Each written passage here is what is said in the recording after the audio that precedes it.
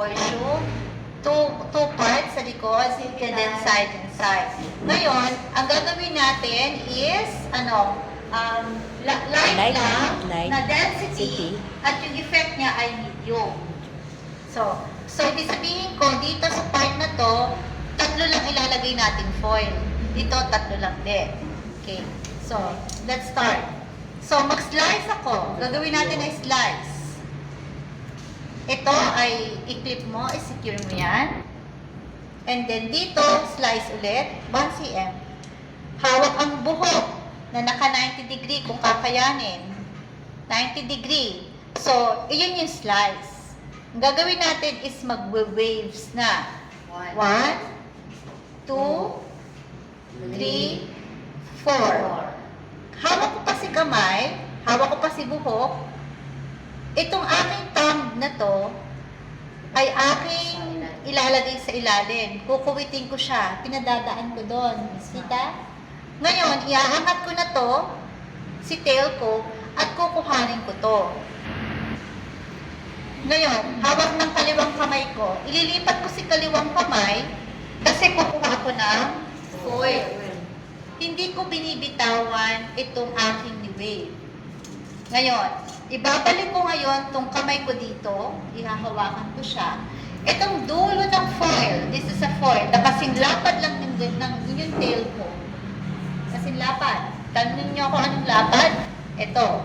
Minsan mas malapad. Ito, okay. Ngayon, ang gagawin ko, itong tail comb na to, at saka itong dulo na may 1 inch, ipa-fold ko siya dito. Yan. Fold. Ngayon, itong finold ko, isisiksik ko ngayon sa ilalim dito. Yan, isisiksik ko. Pagkasiksik, Kailangan ba higit na higit? higit na higit, kailangan close to the scalp.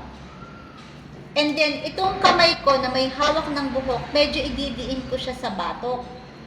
Kasi pag hindi mo diniin, kasi tatanggalin ko to.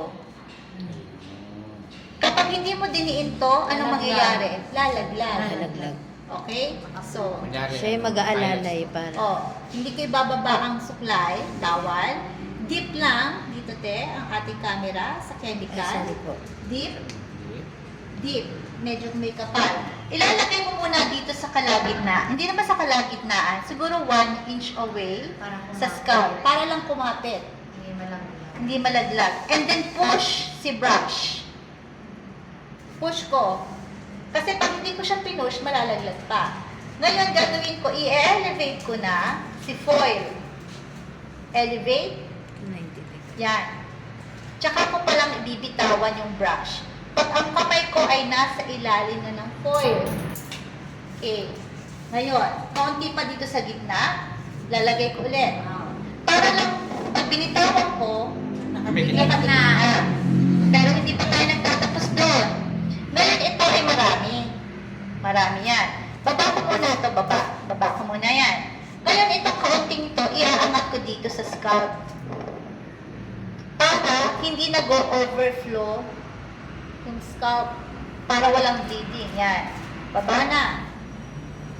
Baba. Hanggang, so mapapansin nyo, ang brush ko ay nakadapa. Hindi nakaganitong taas. Kundi nakalapat. Ganyan. Yan. Kung may mahabang buhok kang nakikita, pwedeng lagyan mo ng ilalim and then iikot. Yan. Anong susunod natin? Eh di yan na, nakasaturate na lahat. Ang gagawin natin susunod ay ifo-fold. Ifo-fold sa gitna, papunta sa may roots yung dulo. Yan.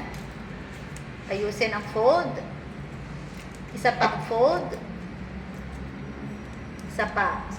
Ano ngayon ang purpose ng ating finold sa ilalim? Ito ngayon yung itatap-in mo. Pupush mo sa my scalp. Kita? Scalp yan, ipupush. And then, yung kabilang side, ipo-fold. Para masaturate niya yung heat. Yan. And then, this is your first foil.